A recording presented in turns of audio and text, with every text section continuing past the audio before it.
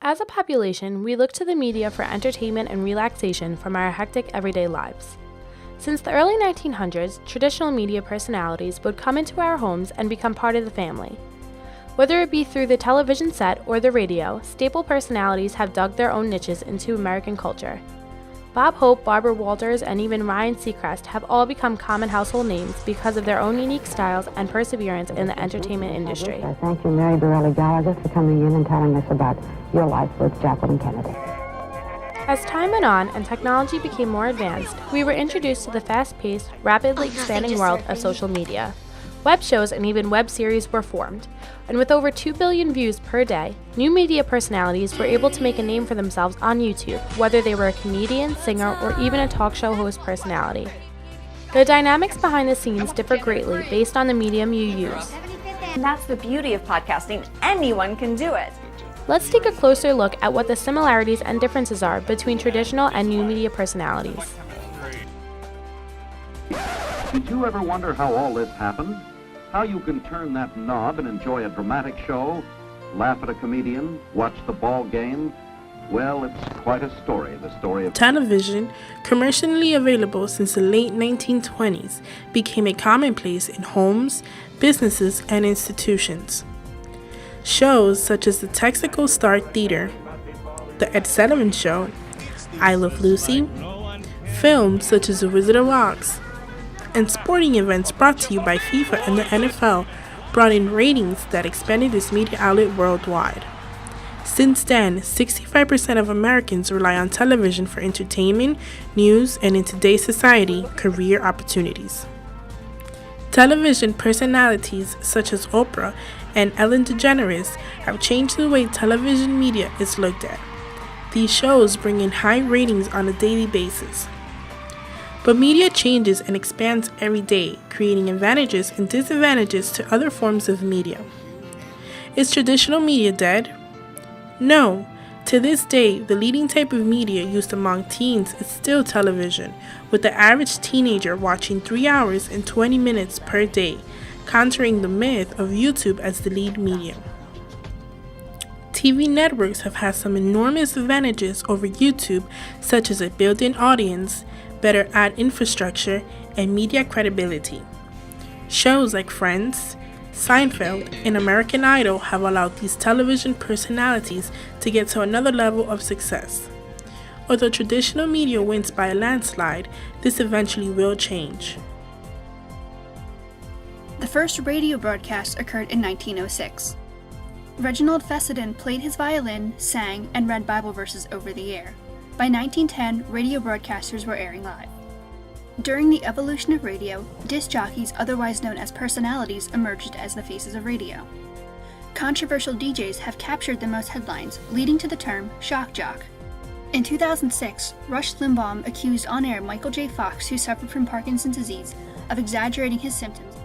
In this commercial, he is exaggerating the effects of the disease. He is moving all around and shaking, and it's purely an act. One of the most notorious shock jocks is Howard Stern. He started his radio career at Boston University's campus station in 1973. In 1982, he had the second highest rating morning show in Washington, D.C. He signed a $1 million contract with WNBC in New York soon after. Billboard magazine named Stern 1994's nationally syndicated air personality of the year. The Howard Stern Show was #1 for 7 years from 1994 to 2001. Stern blazed a trail for radio jockeys, taking his talents outside the radio station. He recorded television pilots for Fox Network and twice made the New York Times bestsellers list. His biggest critic has been the Federal Communications Commission. He racked up $2.5 million in FCC fines during his career. To free himself from the FCC's restrictions, Stern began broadcasting exclusively for Sirius Satellite Radio. Stern has 20 million listeners and syndication in 60 markets. His net worth is $500 million. Well, the equipment has changed. We used to have records, and then we went to tapes, and now, of course, everything's digital audio. Hi, this is Dennis Malloy of Dennis and Judy. Coming up, it's 10 o'clock Monday morning, and that means, where are you now? My career has changed. Went from being a music disc jockey to a morning show performer to a talk show host. You know, Dennis and Judy have been evolving and finding ways to keep themselves relevant for all these years. I can't say the same about the people from YouTube. I think radio has also changed in that you have satellite and so many choices on satellite. I basically take their show from radio and make it interesting for the web, for Facebook, for NJ1015.com, and for Twitter. Also drive trying to get the personalities to drive listeners to their websites. So we're not just a radio station, but we're a media company.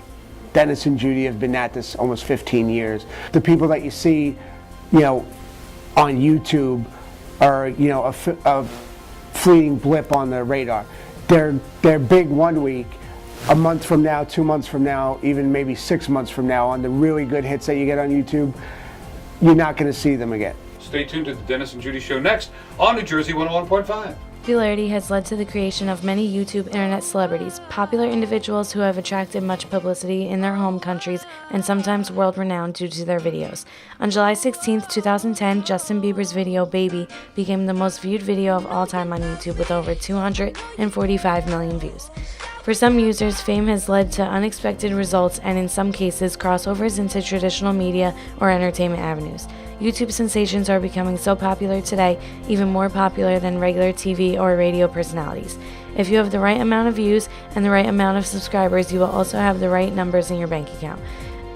Avid YouTube users include Dom Mazzetti, Jenna Marbles, and many others.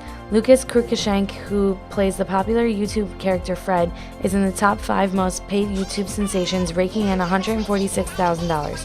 He has even landed his own spin-off movie on Nickelodeon.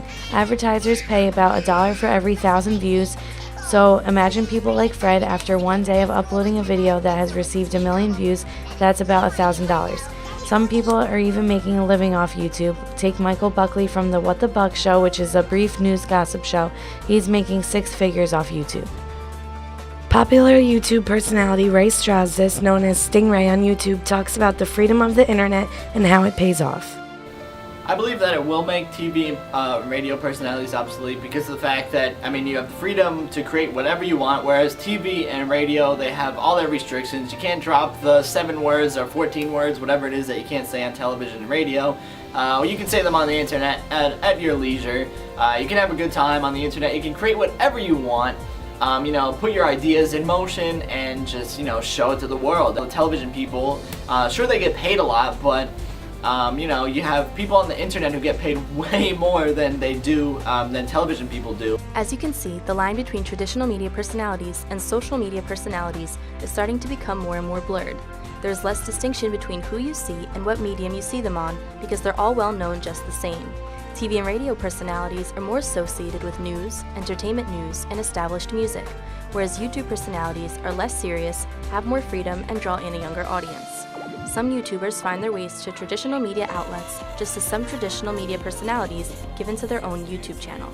They know that it's one of the best ways to reach out to and keep in touch with the current generation. If they don't comply with their fans, they could lose them to social media personalities, so they're changing along with the times. There are even contests and collaborations involving both types of personalities, which is another way to help bridge the gap. Social media is constantly evolving and has become a very powerful tool. It doesn't look as if it'll be disappearing anytime soon. Do you think social media personalities will eventually make traditional personalities obsolete?